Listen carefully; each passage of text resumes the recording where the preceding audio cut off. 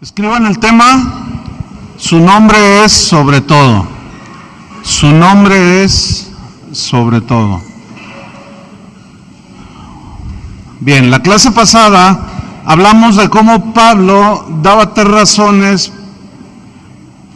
por las cuales un cristiano debía de tener conocimiento, sabiduría y revelación. Y la última razón, hablamos de la supereminente grandeza de su poder, ¿verdad? Bueno, la grandeza de su poder, fíjate, la grandeza de su poder sobrepasó el poder de la muerte. ¿Me le subes un poquito, por favor? Sobrepasó el poder de la muerte.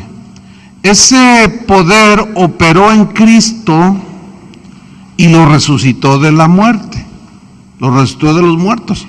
Y ahí demostró Dios que su poder es más fuerte que el poder que tiene la muerte para quitarnos la vida o para morir, ¿sí? Que caigamos ahí muertos.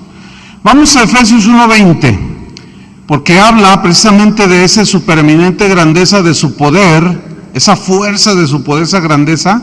Efesios 1:20, la cual, o sea, esa fuerza de su poder, la cual, Efesios 1:20, operó en Cristo. O sea, funcionó en Cristo. ¿De qué manera se demostró el poder de Dios? Resucitándole de los muertos y sentándole a su diestra en los lugares celestiales. Entonces, el poder de Dios volvió a la vida a Jesús. Significa que la muerte fue vencida. Bueno, ese mismo poder es el que nos guardará hasta el final. Ese mismo poder que operó en Cristo nos levantará a nosotros de la muerte y nos llevará a la gloria. Ese mismo poder. Entonces aquí surgió una pregunta: ¿podrá un cristiano que tiene este conocimiento que le hace ver claro su futuro, podrá sentirse inseguro en Cristo? ¿Verdad que no? No, ¿cómo? Al contrario, pues le da una certeza, ¿sí? El Todopoderoso nos va a guardar hasta el final, por eso se llama el Todopoderoso. Nos resucitará y nos sentará junto a Él, de la misma manera que sentó a Cristo a su diestra, ¿sí? Vamos a leer 1 Corintios 15:12 al 22. 15:12 al 22. Fíjate, aquí los corintios tenían un problema, que empezaron a dudar de la resurrección, ¿sí? Y dice: pero si se predica de Cristo, 1 Corintios 15:12, pero si se predica de Cristo, que resucitó de los muertos, ¿cómo dicen algunos entre vosotros que no hay resurrección de muertos? ¿Te imaginas?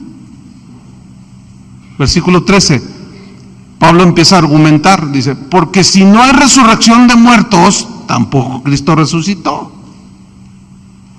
Que fue cuando se mostró el poder de Dios en toda su dimensión. Versículo 14, y si Cristo no resucitó, o sea, si el poder de Dios si Dios no tuvo ese poder para resucitarlo, entonces vana es nuestra predicación, o sea, no tiene poder. ¿A qué le llaman predicación poderosa los cristianos de hoy? A gritar, a que el predicador grita, a eso le llaman ¿qué poder? Se desgreñita todo. Entonces se le salta la vena aquí y todos y dicen: híjole, qué poderoso predica. Pero luego analiza lo que dijo. Una vez estuvimos en un evento de esos y había un predicador de esos. No, la gente se emociona bien tremendo. Entonces un amigo mío, Jorge Lozano, me dice: mira Chuy, fíjate al final lo que voy a hacer. ¿Qué vas a hacer? No seas travieso. Dice: no, fíjate. Entonces ya se terminó, nos fuimos a un receso y a los hermanos que se acercaban a saludarnos o que se atravesaban, dicen: oye, ¿qué te pareció la predicación? Estuvo tremendo, wow, qué poder. Ah, ¿te parece? Sí, no, ¿qué tremendo? A ver, ¿de qué habló? No sé, pero estuvo bien poderoso. Así contestaba la gente. Bueno, en realidad, fíjense bien, y casi no dicen nada. Analicen. Y miren, es muy difícil que la gente entienda estas verdades cuando estás todo desgañitado ahí, gritando. No sé si me explico. Ahora, hay un énfasis, hay predicadores que son bien poderosos, o sea, que son bien fogosos, como Apolos, que era muy ferviente. Ferviente quiere decir que hay fuego, pero decir las verdades del Evangelio, eso sí, aguas con esos predicadores, porque esos, y a través de toda la historia del cristianismo ha habido ese tipo de predicadores, o sea, predican con un fuego, pero predican el Evangelio. Imagínate el énfasis, pero predican las verdades. No, olvídate.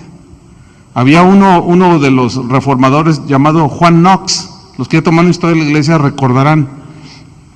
Ese hombre era un predicador de fuego, de esos así que hablaban, gritaban, sí, ciertamente, porque no había micrófono. Fue en 1500 y feria. Tenía que ser así, ¿no? Pero él predicaba las verdades del Evangelio. Y decía a la gente que le tenían miedo a las oraciones de Juan Knox y a la predicación de Juan Knox. ¿Por qué le tenían miedo? Porque era bien poderoso. Porque no solo tenía fuego, y yo me imagino que Pablo tenía ese fuego, sí, pero aparte predicaba el verdadero evangelio. Entonces, fíjate lo que dice Pablo en versículo 14. Y si Cristo no resucitó, vana es entonces nuestra predicación, o sea, fue una predicación sin poder.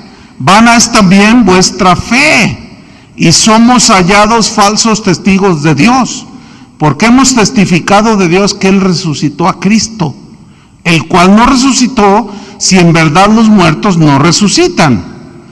Porque si los muertos no resucitan, tampoco Cristo resucitó. Y si Cristo no resucitó, vuestra fe es vana, aún estáis en vuestros pecados. ¿Ven cómo es medular la doctrina de la resurrección de Cristo?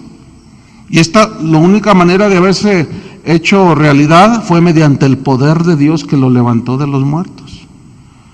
Por eso Pablo hablaba de predicar el poder de su resurrección, porque esa es una doctrina medular del cristianismo. Versículo 18, entonces también, sigue argumentando para los que negaban esto, entonces también los que durmieron o murieron en Cristo perecieron. Si en esta vida solamente esperamos en Cristo, porque si no resucitó, pues somos los más dignos de conmiseración de todos los hombres, o sea, somos los más dignos de lástima de todos los hombres. Pero luego el versículo 20 dice, mas ahora Cristo ha resucitado de los muertos, primicias de los que murieron es hecho. Porque por cuanto la muerte entró por un hombre, también por un hombre la resurrección de los muertos. Porque así como en Adán todos mueren, también en Cristo, los que son lavados, por supuesto, todos serán ¿qué? Significa transformados. Seremos resucitados. Ese mismo poder es el que va a operar en nosotros. Entonces, es un hecho lo que Dios hará con sus hijos. No hay duda. ¿Sí? Él lo prometió. Acuérdense lo que vimos en Efesios 1:3. Efesios 1:3 dice que Dios nos bendijo con toda clase de bendición espiritual en los lugares celestiales con Cristo. Ahí está. Efesios 2:6. Efesios 2:6 dice, y juntamente con Él, ¿qué hizo? Nos resucitó. Pero todavía no resucitamos. ¿Qué significa entonces aquí? Pues que Dios ya lo da por un hecho, que nada ni nadie va a poder intervenir para que no se lleve a cabo lo que Él dijo que haría con los que hemos creído. Cuando estemos muertos nos resucitará, y si estamos vivos seremos transformados. Entonces dice, juntamente con Él nos resucitó y asimismo nos hizo sentar en los lugares celestiales con Cristo. Entonces, Cristo ya está sentado ¿en dónde? En los lugares celestiales. Esto habla de un lugar alto que está sobre todo lo demás. Eso significa que Cristo está sentado en lugares celestiales.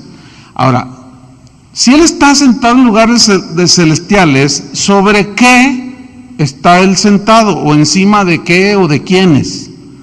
Pablo lo dice en el versículo 21, Efesios 1:21. Y aquí está, Efesios 1:21. ¿Sobre qué? Dice, todo principado y autoridad y poder y señorío, y sobre todo nombre que se nombra, no solo en este siglo, sino también en el venidero. Entonces aquí hay 6 cosas que debemos de conocer sobre qué está Cristo. ¿Sí? Y número 1, Cristo está ahí en el versículo que estamos estudiando, sobre todo principado. ¿Sí? Ahora, la frase sobre todo viene de un término griego, huperano, que significa muchísimo más alto en lugar y rango. Eso significa. ¿Sí? Eso significa sobre todo. Es el lugar más alto y en posición y en rango.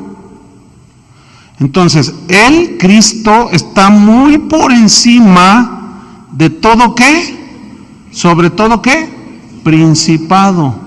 Por eso, recordando un poco la clase pasada, de hace unos momentos, todos esos cristianos que se dejan, que por superstición, ay, que me embrujaron, ay, que me echó una maldición, ay, que me dijo que me va a ir mal y siento que me va mal, están atribuyéndole más poder que a Cristo. ¿Por qué? Por ignorancia. Por ignorancia. Cuando alguien se te acerca y te diga, oye, ¿sabes que aquel compañero de trabajo te está haciendo brujería? Ah, no, está bien, déjalo que haga sus cositas. No, pues ve para que te pongan un contra ahí, a que te hagan ahí una. No, ¿cuál? ¿Por qué? Porque opera, ese poder de Satanás opera por la ignorancia de la gente. Por eso opera. Entonces, un cristiano, por favor, no puede estar así tan débil. Dios no quiere que esté así tan débil y quiere que tenga conocimiento, sabiduría, revelación y que conozca la supereminente grandeza de su poder. Y como Cristo, ese poder levantó a Cristo de entre los muertos, Dios el Padre lo sentó por encima de todo principado. Principado aquí viene del griego argé, que significa gobierno. Y aquí se refiere a los seres angelicales, sobre toda la creación angelical, buenos y malos, Cristo está por sobre todo principado. Eso significa en el griego argé, gobierno. Pero ese gobierno se refiere a los seres angelicales. O sea, Cristo está por encima del arcángel Gabriel, del arcángel Miguel, de Satanás mismo. No, pues ese ni se diga. Ese lo pisoteó y lo tiró, nomás que cayó aquí en la tierra. Entonces, mira, esto es bien importante porque de los años 80, allá a mediados de los 80, empezó el auge de la guerra espiritual. ¿Han oído de la guerra espiritual, no? Donde todo el diablo nos trae, el diablo. Y no, hombre, o sea, se daban conferencias de cartografía, o sea, de cómo en tal meridiano, quién sabe qué, están los demonios de quién sabe qué. Y entonces, no, o sea, hay que tumbarlos, hay que hacerles guerra. Mira, en primer lugar ya están vencidos, ¿sí o no? Cristo los venció, ¿dónde? En la cruz. ¿Cómo pelearte con un enemigo que está vencido? A ver, ¿cómo está eso? Yo no entiendo eso. ¿Quién se pelea con un enemigo que está vencido? Nadie que sabe que está vencido. Pero parece como que muchos cristianos no saben que ya está vencido. Y que si Cristo está sentado a la diestra del Padre, está en lugares celestiales, ¿qué dice Efesios 1:3? ¿Dónde estamos sentados, hermanos? Por favor. ¿Dónde estamos sentados? A ver, ¿alguien me dice? Junto con Cristo. Y Él ya nos bendijo en los lugares celestiales en Cristo. Satanás no puede hacer nada si Dios no le da permiso. Y es una ignorancia total aquellos que afirman que hay que hacer guerra para que el diablo no le quite la vida. El diablo no tiene ese poder, por el amor de Dios. El único que tiene poder para darle y quitarle es Dios. Yo les comenté de un cantante muy famoso, creo que esto fue el año pasado, en un concierto, y por ahí está en Tuyú. Resulta que él estaba en un concierto y a la mitad del concierto ya ven que tiran su rollito, ¿no? Los concertistas. Entonces dice: hermanos, yo quiero decirles algo que quiero que sepan. Dice: como ustedes saben, mi padre acaba de morir, pero yo me siento muy mal porque le fallé a Dios y le fallé a mi padre, porque su papá tenía cáncer. Dice: porque yo no oré como debería de haber orado, dijo. Yo oré: Señor, sánalo si es tu voluntad. Y se murió, y después dice: Dios me reprendió y me dijo: es que así no debiste de haber orado. Dice: y entendí que Satanás lo mató por el cáncer, dice. Hijo, no puede, yo cuando dice, no puede ser, si él predicaba el evangelio. Aquí lo tuve varias veces, hace años. ¿De dónde? O sea, ¿cómo fue que se deslizó en eso? ¿Cómo fue? Porque deja uno de predicar el evangelio. No, pues entonces, ¿qué produce eso en la gente? Ahora, ¿Satanás le quitó la vida a su papá? Pues es evidente que no, porque Satanás no tiene ese poder, porque Cristo está por sobre todo principado, y ahí son los ángeles, y Satanás es un ángel. Primera de Pedro 3:22 dice: Primera de Pedro 3:22, quien habiendo subido al cielo, o sea, Cristo, está a la diestra de Dios. ¿Quién está a la diestra del Padre? Jesús, dice. Y a Él, más claro que esto ya de plano, y a Él, a Jesús, están sujetos, ¿qué? Ángeles, autoridades y potestades. Satanás es un ángel. Y él está sujeto. Que está rebelde, esa es otra cosa. Pero sujeto significa que ellos no pueden hacer nada si el que está arriba no les permite. Eso significa estar sujeto. Efesios 6:12. Y aquí esta escritura la malinterpretan, la confunden, pero vamos a leerla, Efesios 6:12. Porque no tenemos lucha contra sangre y carne, si es cierto. Ahora, escuchen, vamos a leerlo. Porque no tenemos lucha contra sangre y carne, significa sino contra principados, contra potestades, contra los gobernadores de las tinieblas de este siglo, contra huestes espirituales de maldad en las regiones celestes. Ok, fíjate, aquí, ¿saben por qué se confunden muchos cristianos? Ahí está, hay una lucha, sí, hay una lucha, pero ¿saben cuál es la lucha? De argumentos. La verdadera guerra espiritual es de argumentos. ¿Sí? Por eso Pablo dice: llevando cautivo todo pensamiento a la obediencia de Cristo.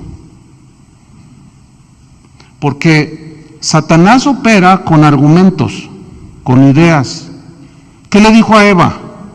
Con que Dios ha dicho que si comes te mueres. Y sí, Dios dijo esto. Y él dijo: no es verdad. No te mueres, no te pasa nada. Esa es la lucha, hermanos. Esa es la verdadera lucha. Mira, la lucha no es que te jale la cobija. Como hay un hermano que se llamó, ya murió, Gordon Lindsay. Él fue fundador de un instituto bíblico muy, muy prestigiado en los Estados Unidos. Y él cuenta una experiencia cuando él descubrió todo esto, que lo compartía y lo predicaba. Dice que en una ocasión él estaba dormido, ya era un hombre grande, estaba dormido y dice que de pronto sintió algo que lo hizo despertar, pero él estaba del ladito así. Entonces dice que cuando abrió los ojos, dice que veía como un reflector, así, en una esquina de su cuarto, mucha luz pues. Entonces dice, Señor, este es un ángel tuyo, porque él percibió que había un ángel ahí. Dijo, ¿este es un ángel tuyo o es el otro ángel? Y dijo él que el Señor le dijo, pues míralo. Entonces dice que él se inclinó así y se sentó y lo ve. ¿Y saben cuál fue su reacción? ¡Ah, eres tú, Satanás! Y se volvió a dormir. Esa es una historia real, Dice, ¡ah, eres tú, Satanás! Y se volvió a dormir. Y dice, ¿saben cómo me di cuenta que era Satanás? Bueno, así lo vio él. Estaba totalmente pelón. Y tenía ojos rojos y se me miraban con un odio. Y ese no es un ángel de Dios. Lo ignoró. Una hermana que cuando nosotros la conocimos, era una anciana como de 85 años. No, qué mujer de Dios. Ella ya murió. Se llamaba Bailey, la hermana Bailey, le decían así. Era una viejita, ay, si lo hubieran conocido. Era llena de Dios, era llena del Espíritu Santo. Ella era americana. Ella tenía su pelo largo, totalmente blanco, parecía una nube, su pelo. Pero era tan llena del Espíritu Santo. Y ella nos contó que cuando murió su esposo, ella era una mujer que conocía las Escrituras. Pero fíjate cómo opera esto, el engaño de Satanás. Dice que cuando murió su esposo, pues ella tenía mucha paz, un hombre de Dios también, lo sepultamos. Cuando regresamos del panteón, dice que ella se metió a su cuarto y sus hijos le dijeron, queremos estar, no, déjenme sola, yo quiero estar sola con el Señor. Entonces dice ella, contó que estaba sentada en su casa, había un pasillo, estaba como una sala y tenía un sillón donde ella podía ver el fondo del pasillo. Entonces que estaba alabando al Señor porque ella tocaba el acordeón, pero esa vez estaba ella cantando, adorando al Señor. Y eso pasó 1 hora después de que regresó del panteón. Entonces dice que de pronto, en el fondo, dice, ¿qué creen? Vi a mi esposo. Y de pronto, y lo vi, que me extendía las manos y me decía, ven, fíjate qué grueso. Entonces dice, en ese momento, pues las emociones se cruzan, se murió y en lo que reacciona la mente, dice, yo empecé a caminar hacia él, pero no pasaron 5 segundos. Dice, y que me paro y que, tú no eres mi esposo porque él está en la presencia de Dios. Vete de aquí, Satanás, no tienes nada que hacer en este lugar. Y ahora, fíjate cómo vino el ataque. En un momento de debilidad. Pero si ella no hubiera conocido el poder de Dios, si no hubiera conocido a Cristo, si no tuviera conocimiento, yo hablé con él. Y al rato ya empieza a contar en las iglesias. Y luego la gente, los que dicen, oiga, pastor, escuché una predicación allí que habló con su esposa que se había muerto, con su hijo, y que le dijo, no te preocupes, papá, acá estoy con el Señor. Y todas las noches habla con él. Entonces yo puedo hablar con mi abuelita. Y tú dices, ¿qué estás preguntando? ¿De dónde sacaste eso? Y te das cuenta de cómo el engaño entra. Entonces la verdadera lucha espiritual, hermano, es de ideas, de pensamientos, de argumentos, de engaños, de mentiras. Esa es la verdadera lucha espiritual. Porque, a ver, ¿en qué otra manera se lucha? O sea, ¿cómo? A ver, el diablo se te parece, ¿qué? Y sacas la espada y empiezas. ¿O cómo? O sacas la resortera, o sacas la pistola, o lo agarras a bibliazos al diablo. ¿Cómo es la lucha? La lucha siempre fue, Satanás se disfraza como ángel de luz, y sus apóstoles son apóstoles de Satanás. ¿Y qué enseñaban? Puras mentiras acerca de Cristo. Torcían la Biblia. La verdadera lucha es de ideas, de argumentos. Esa es la verdadera lucha. Y a eso se refiere Pablo cuando dice: no tenemos lucha contra sangre ni carne, sino contra principados, potestades. Por eso Pablo quería que entendiéramos, que tuviéramos conocimiento, que se nos está revelando, y sabiduría y revelación, para no ser engañados. Entonces, ¿cómo está Cristo sentado sobre todo qué? Principado, y sigue diciendo autoridad. Aquí autoridad se refiere a los gobiernos humanos. Es una palabra griega exousia, con X, exousia, y que significa autoridad, que es la capacidad de regir y gobernar, pero se refiere a los gobiernos humanos, se refiere a los magistrados, donde están incluidos los ministros del Evangelio, ¿sí? Y toda clase de autoridad que tengan los hombres.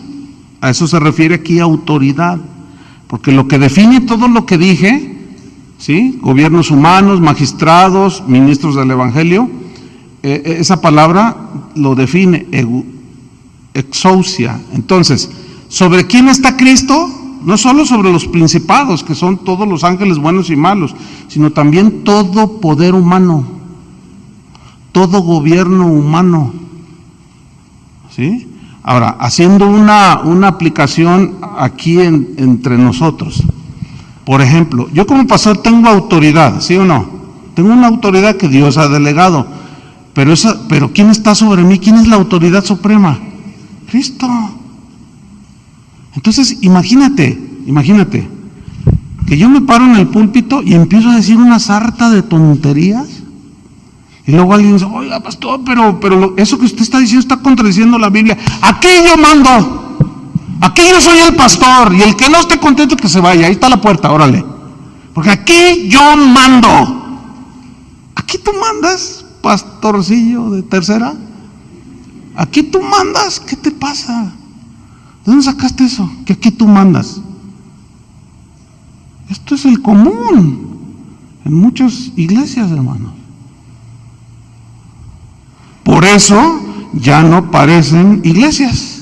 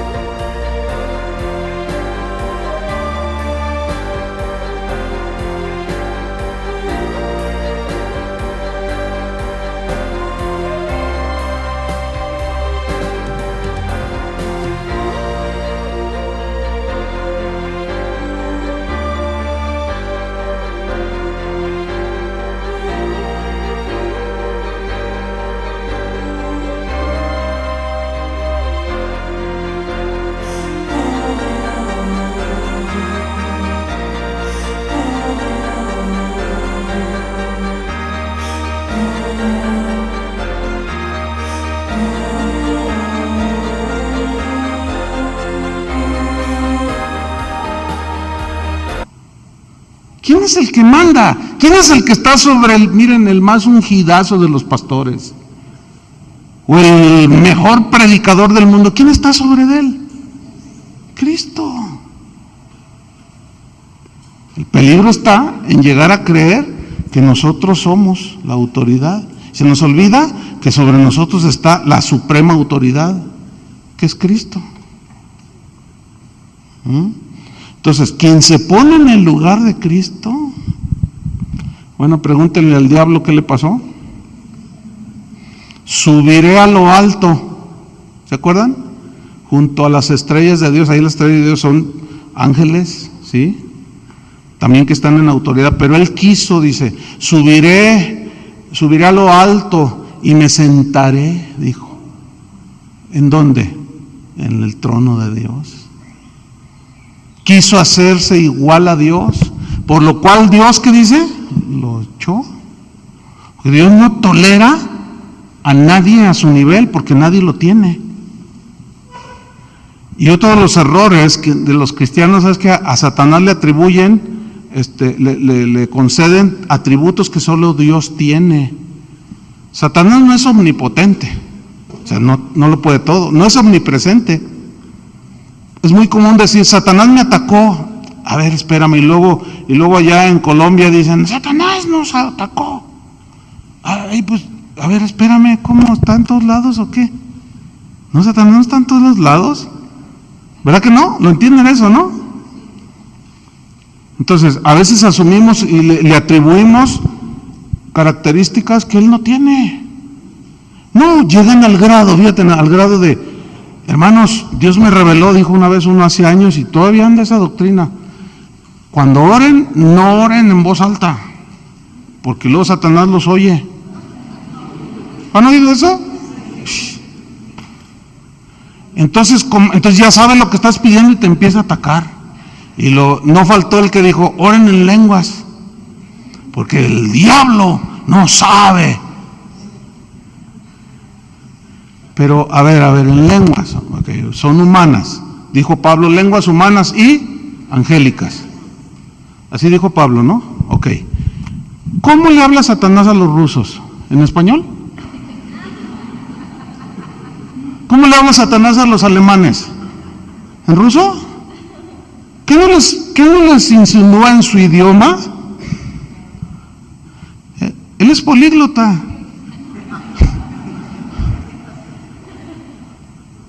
No, bueno, idioma celestial. ¿Que no es un ángel?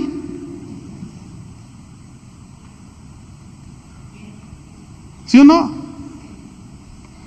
Total, es un rollo que traen ahí que es ¿por qué? Por la ignorancia. Pero escúchame, eso de que no ores en voz alta porque Satanás oye y luego tuerce todo, hermanos, por el amor de Dios. Y lo toman ahí de Daniel. Ya sé que algunos están pensando, ¿no? Que oró, pero se tardó 3 semanas porque el príncipe de Persia estorbó. Escuchen bien, allí nada que ver, no hay una enseñanza en la Biblia. Ese es un caso. Acuérdense que un versículo no hace una doctrina. Acuérdense de esto, de que las doctrinas fundamentales de la Biblia tienen que estar sustentadas por toda la Biblia, no con un versículo, sino imagínate. Por eso hay tantas sectas. Entonces, ¿sobre quién está Cristo? Sobre todo, ¿qué? Poder, principado, autoridad y ¿qué? Poder. No, fíjese, porque aquí en el griego poder se refiere al poder de los ángeles. ¿Sí? El término griego aquí para poder se refiere al poder de los ángeles buenos y malos. Ahora, ¿tienen poder los ángeles? ¿Tienen poder? Satanás sí tiene poder. ¿Están conscientes de eso? O sea, sí tiene poder. Algunos, a veces hasta coritos hacen, ¿verdad? Satanás no tiene poder, Satanás no tiene poder. Hay un canto, una sola vez lo escuché. Estábamos en una iglesia por allá, por Michoacán, no sé, y los hermanitos de esos así que bien buena onda, pero así bien se emocionaban mucho, ¿no? Entonces, había un canto que decía algo así, que Satanás no tiene poder. Y entonces había una parte en el coro que decía, Satanás, Satanás, Satanás, Satanás, Satanás. O sea, iban creciendo. Y luego Satanás, órale, estos están invocando al diablo. Y luego, Satanás, Satanás, no tiene poder. Es que horrible canto, espantoso. O sea, estaban cantando una verdad a medias. porque sí tiene poder, ¿o no? Ahora, escúchame bien, ¿tú puedes desafiar ese poder? ¿Cómo? Te surte. Ese es el gran error de muchos, que se ponen a desafiar al diablo. ¿Saben que Satanás es más poderoso que el ser humano? Pero escúchenme bien, nunca se ve en la Biblia un solo mandamiento que nos autorice a ir a desafiar al diablo. Al contrario, ¿se acuerdan?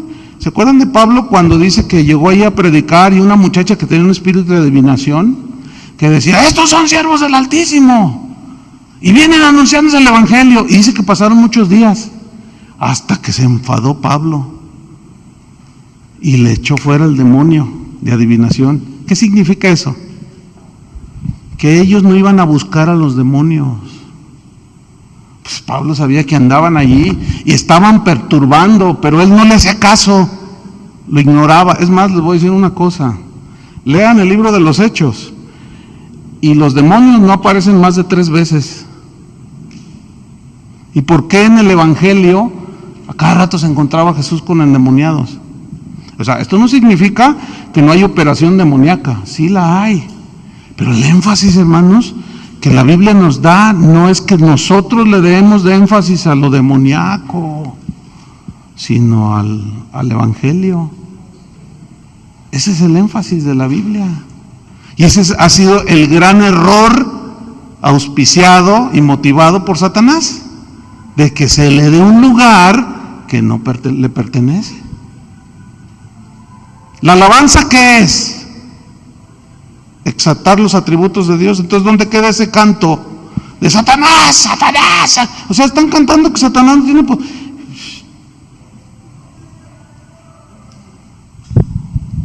Entonces, aquí poder se refiere al poder de los ángeles buenos y malos. Sí tienen poder, pero hermanos, nosotros no los vamos a desafiar, no los vamos a andar cucando, como dicen, ¿no? ¿Se acuerdan allí, creo que es en Judas, donde dice que el arcángel Miguel contendía con Satanás por el cuerpo de Moisés? ¿Sí? Entonces llegó un momento en que dice que él no quiso enfrentarse, no porque no tuviera, tenía poder, y yo creo que se dan un buen entre, pero el Señor dijo, el Señor te reprenda, le dice. O sea, no estamos llamados a desafiar a los demonios, hermanos. Ahora, si vas y los desafías, te los vas a encontrar. Te los vas a encontrar. ¿Cómo no?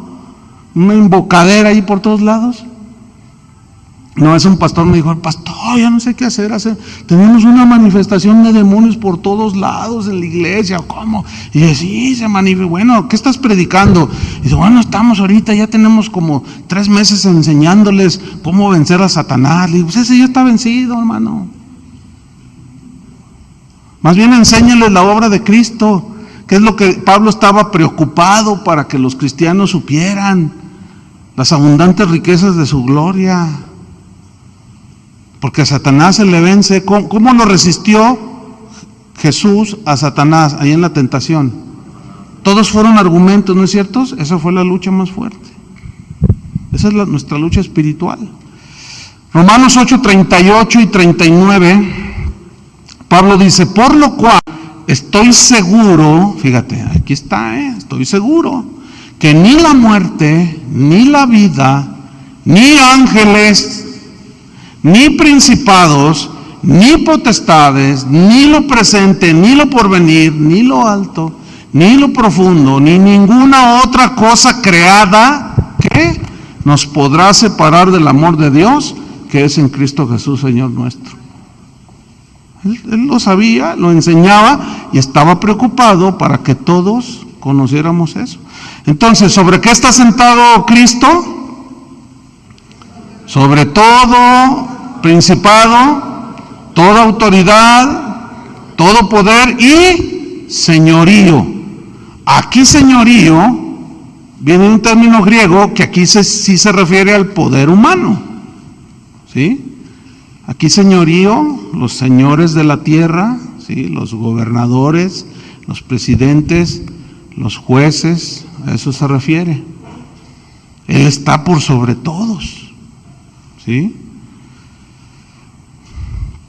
Vamos a Colosenses 1:15. Aquí Pablo lo reafirma y lo pone de esta manera, Colosenses 1:15. Él, o sea, Cristo, es la imagen del Dios invisible, el primogénito de toda creación. Porque en Él, o sea, en Cristo, fueron creadas, ¿qué? Todas las cosas. Las que hay en los cielos y las que hay en la tierra. Visibles e invisibles. Sean tronos, sean dominios, sean principados, sean potestades. Todo fue creado por medio de Él y para Él. Y Él es antes de todas las cosas. Y todas las cosas en Él subsisten. Clarísimo, ¿no? Entonces, volviendo al texto de Efesios, sobre todo poder y señorío, y el número 6, sobre todo, ¿qué? Nombre que se nombra. Sobre todo nombre que el que tú me pongas enfrente.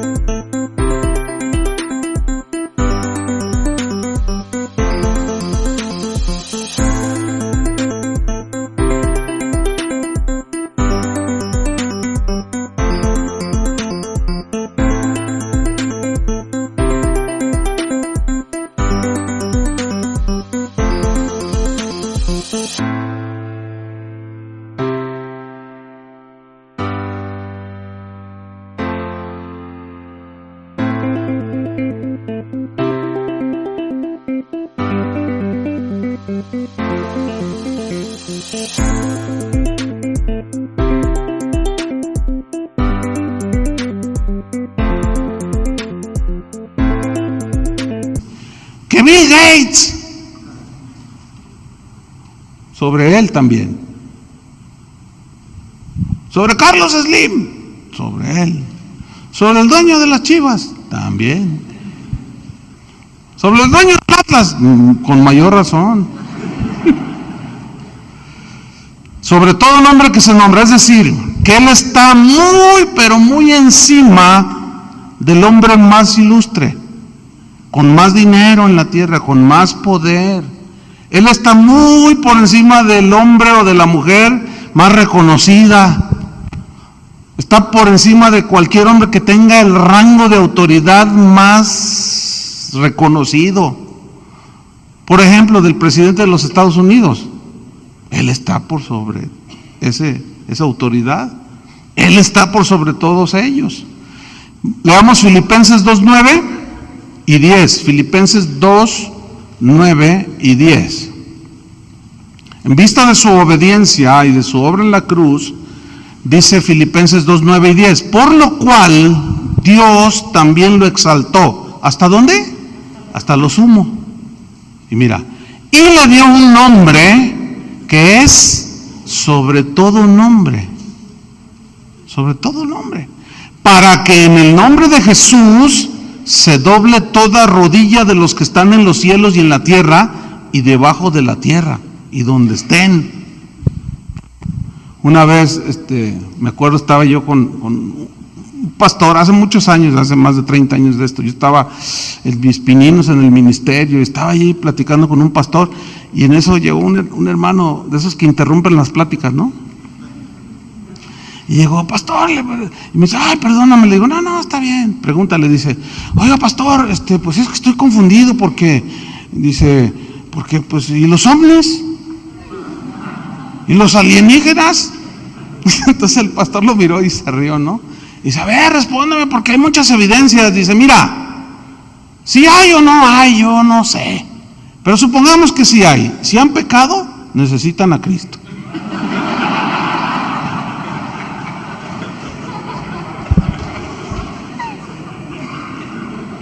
Y yo vi al paso y dije, eso es sabiduría. Sí, ¿para qué tanto rollo, no? Y se llamaba Tomás, imagínate. Nomás que ese sí estaba filoso. Entonces, todo el poder de Cristo, fíjate, Él está por sobre todo eso. Ahora, fíjate, desde el punto de vista de Dios, nosotros, ¿con quién estamos sentados? Con Cristo. Oh, ¿por qué no los ángeles? ¿Saben que los ángeles por ellos no murió? ¿Saben que Satanás no tiene redención? La creación angelical no tiene redención. ¿Por qué? Dios así lo quiso. O sea, ellos no tienen remedio, los que se rebelaron. Un apóstol de aquí de Guadalajara una vez estaba en una reunión, dijo, hermanos, ya tengo la solución para que se acaben tantas broncas en el mundo.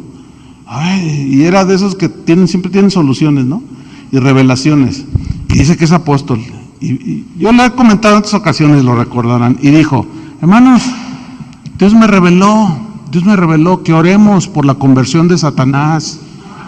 Yo dije, este tipo está bromeando, nada más que en ese tiempo todavía no se revelaba como el apóstol de apóstoles, todavía se la llevaba tranquila, pero ya empezaba a soltar sus herejías, ¿entiende?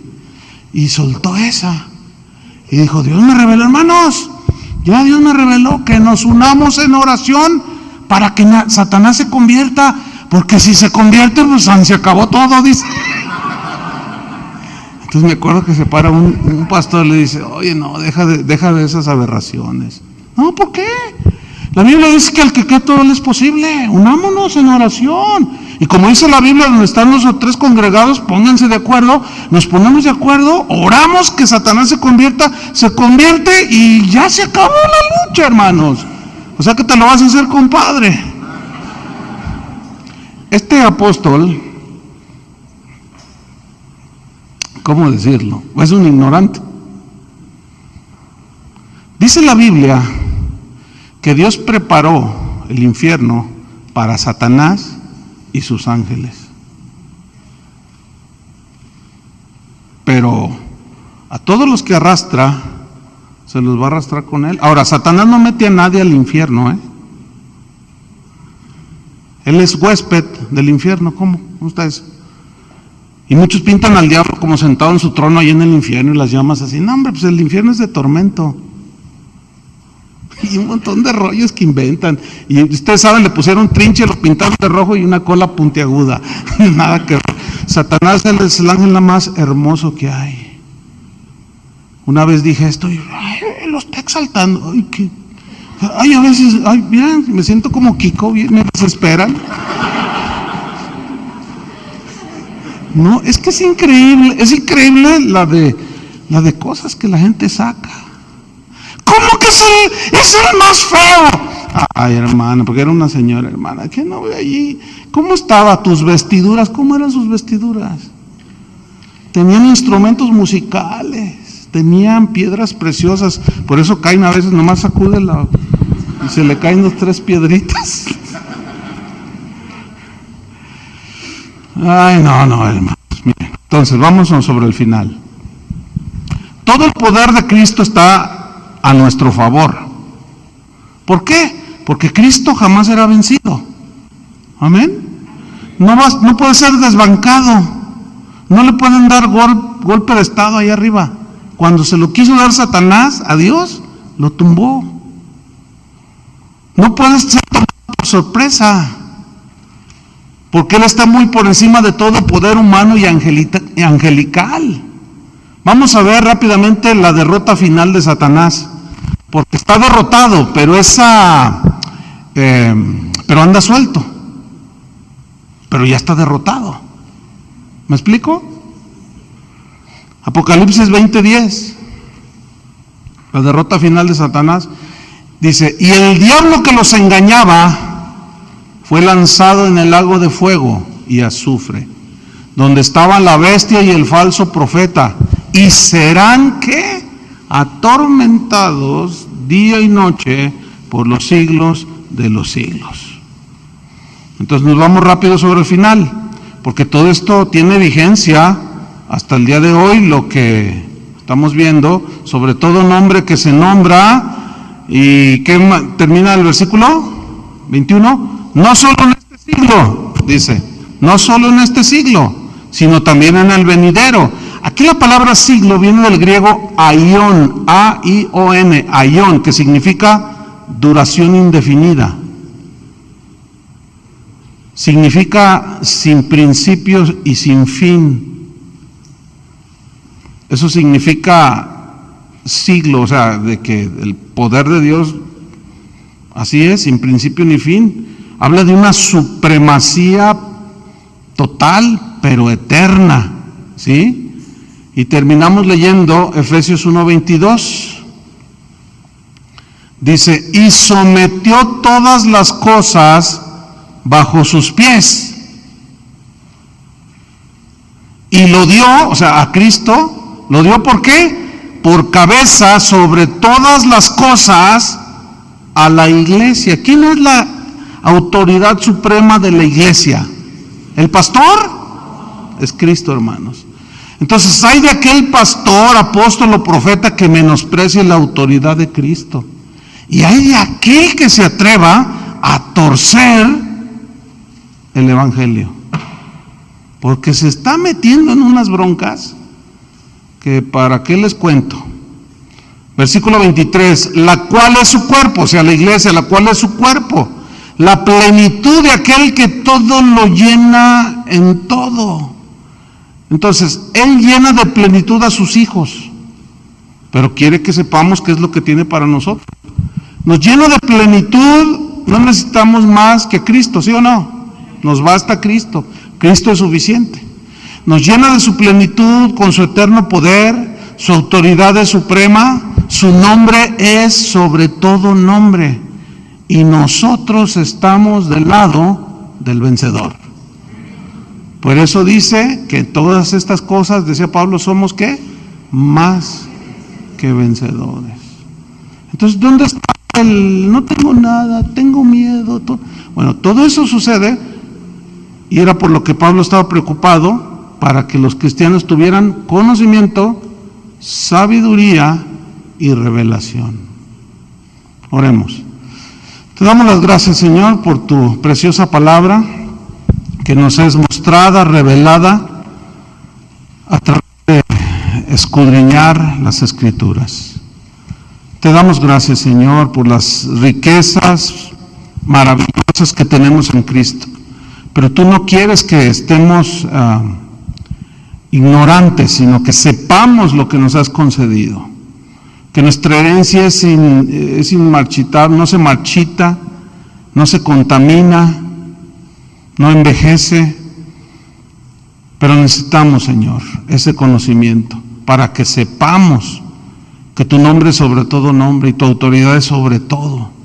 Te damos gracias, Señor, porque tú nos rescataste y nos sentaste junto con Cristo en los lugares celestiales.